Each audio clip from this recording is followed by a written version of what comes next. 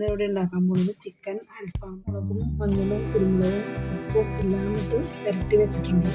ഇനി നമ്മൾ അൽഫാമിനുള്ള ചേരുവ എടുത്തു വെച്ചിട്ടുണ്ട്. തക്കാളി, മല്ലിയില, ഒരു പകുതി സവാള, 2 പച്ചമുളക്, ഒരു കഷ്ണം ഇഞ്ചി, ഇത്തിരി ചെറുനാരക നീര്, തൈരും കൂടി വേണം. ഇതെല്ലാം നമുക്ക് മിക്സിയിലിട്ട് ഒന്നുകൂടി നല്ലപോലെ അടിച്ചെടുക്കാം. ഇത് അടിച്ചെടുക്കുന്നതിന് മുന്നേ അതിലേക്ക് കുറച്ച് വിനാഗിരി ഒഴിച്ചു കൊടുക്കാം. കുറച്ച് ഉപ്പും കൂടി ഇതിലേക്ക് ഇട്ട് കൊടുക്കുകയാണ്. നേരത്തെ നമ്മളെല്ലാം പുരട്ടി വെച്ചേക്കുന്നതിൻ്റെ പേരിൽ ഒരു ഇത്തിരി മഞ്ഞൾപ്പൊടി, കുറച്ച് മുളക് പൊടി, ഇത് നന്നായിട്ട് ഒന്ന് അടിച്ചെടുക്കാം.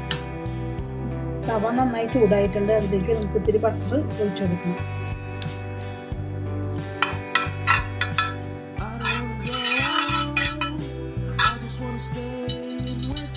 ഇതിലേക്ക് ചിക്കൻ വെച്ചു കൊടുക്കാം.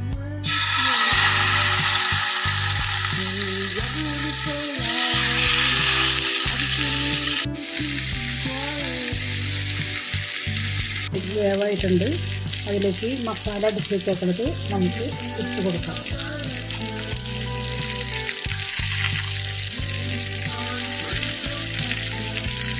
നമുക്ക് ഇതിലേക്ക് തിരിച്ചു മറിച്ചും മസാല തേച്ച് കൊടുത്ത് വേവിച്ചെടുക്കാം.